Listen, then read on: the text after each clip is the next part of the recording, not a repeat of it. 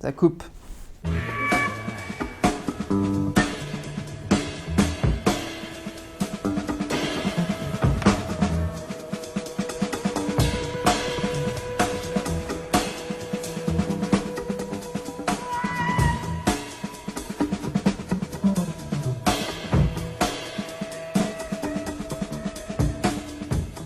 Je m'appelle Geoffroy Gauthier, j'ai 26 ans, donc je suis auto-entrepreneur, donc dans la coutellerie évidemment.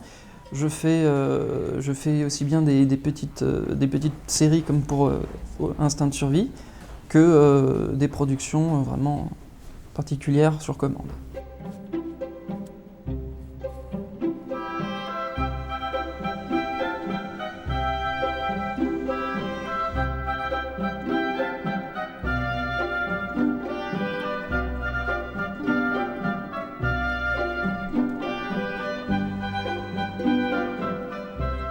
La coutellerie à Thiers est attestée dans les archives depuis le XVe siècle, où il y avait quelques couteliers qui se sont installés, apparemment, paraît-il, de Châteldon.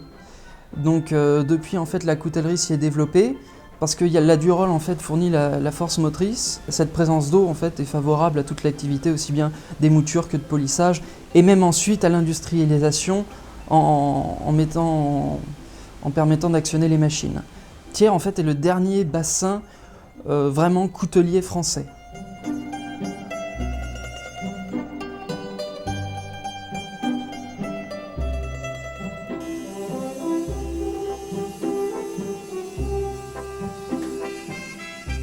Moi, au départ, je suis originaire de région parisienne et suite en fait, à un parcours professionnel et scolaire qui n'était pas très satisfaisant, j'ai décidé de m'orienter vers les métiers manuels.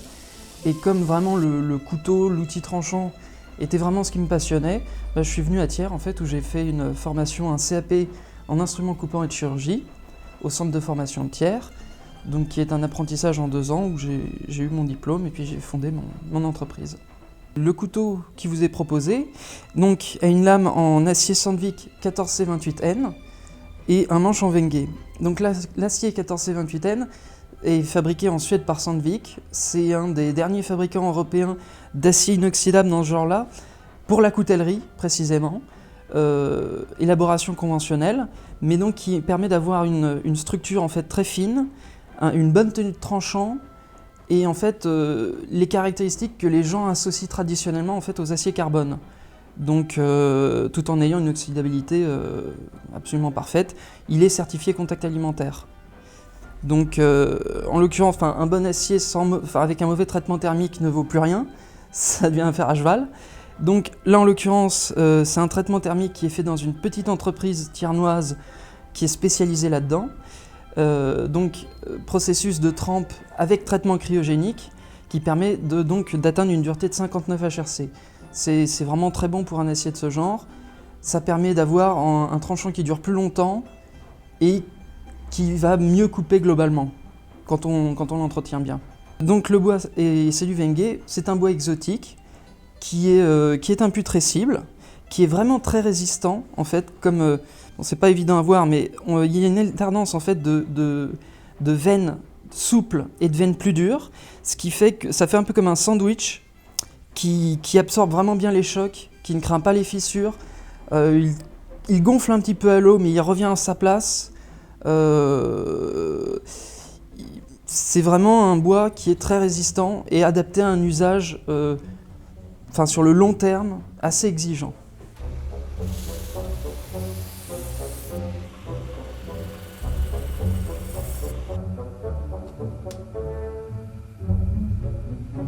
Dans le processus de fabrication d'un couteau, de ces couteaux-là, donc on part d'une barre d'acier qui est découpée dans une autre entreprise à Thiers aussi, de 14C28N. C'est découpé au laser. Ensuite, c'est envoyé au traitement thermique. Toutes les étapes sont faites à Thiers. Ressortant du traitement thermique, c'est ensuite émou. Et moi, je reçois les lames émoutes. Ensuite, je pratique je fais une première étape de polissage sur la polissoire qui vise à enlever les grosses rayures de meule. Ensuite, le riassage aux sorcières qui permet en fait d'affiner cet état de surface et d'homogénéiser. Et enfin, un petit coup de brossage qui permet vraiment d'obtenir la finition telle que le client recevra. Donc ensuite, je perce les plaquettes, enfin je les appaire d'abord, ensuite je les perce, pour donc les trous de rivet et le trou de dragon, qui permet de le suspendre au poignet pour éviter que ça échappe. Donc les plaquettes ainsi percées sont montées une première fois en vue de faire un préfaçonnage, qui est fait donc à 2 grains de bande, un plus épais, enfin un plus gros, un 36 et un plus fin. Ensuite, le brossage permet d'obtenir une sorte de texturation due à la nature même du bois. Enfin, après quelques petites étapes de finition. Ensuite, le couteau est monté avec des rosettes qui permettent vraiment de garantir une très bonne tenue dans le temps. Enfin, la force de pressage des rivets, du coup, se répartit sur toute la surface grâce aux rosettes. Et ça fait que le couteau ne craindra même pas l'expansion à cause de l'eau ou des choses comme ça. Ça tiendra vraiment très bien en place dans le temps. Voilà, ensuite, la dernière étape, c'est l'affûtage pour le couteau lui-même. Et voilà, le couteau.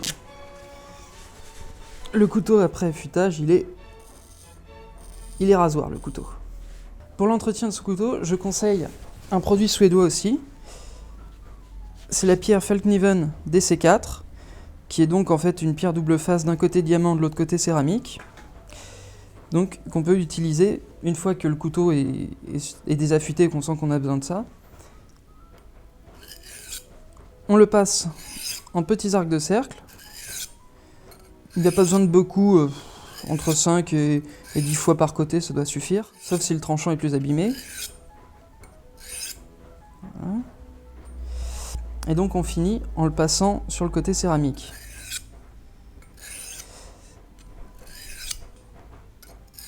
Voilà. Et donc, si on veut encore optimiser le niveau de tranchant, on le passe au cuir. Donc ça, c'est un cuir spécial, mais un vieux bout de ceinture mis sur une simple planche peut faire l'affaire. On trouve dans les coutelleries aussi des pattes de polissage qui permettent encore d'affiner le tranchant. Quelques passes suffisent. Il faut entretenir son couteau suffisamment régulièrement pour ne jamais avoir trop à enlever d'une fois. C'est une perte de temps. J'obtiens un couteau qui coupe.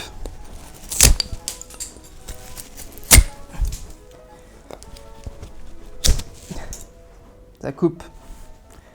Un bon couteau, c'est très utile quand on va en extérieur, quand on va en forêt surtout, ou même pour la pêche ou pour la chasse. D'avoir un couteau qui coupe bien, c'est vraiment se faciliter le travail, parce qu'un couteau qui coupe bien, c'est un couteau sur lequel on ne force pas. Limite, ça coupe tout seul. C'est aussi un outil auquel on peut se fier. Une fois on sait l'affûter, on sait l'entretenir, on peut s'y fier. On peut compter dessus, il coupera. Donc ça c'est quand même les points importants. Ce couteau-ci est prévu pour être polyvalent. Sa prise en main est vraiment, elle est prévue pour être ergonomique pour la plupart des mains. L'attention mise au choix des matériaux, à la qualité de la fabrication et de la conception générale du couteau nous permet de le garantir à vie.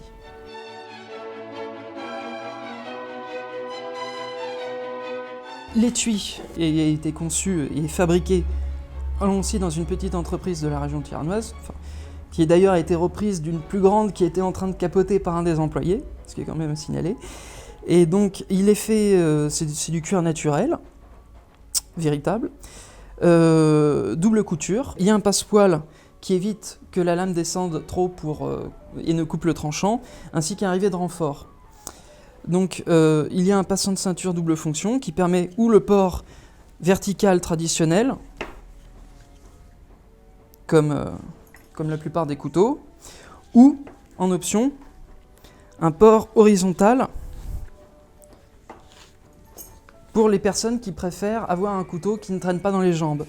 Donc tout simplement en le passant sous le passant.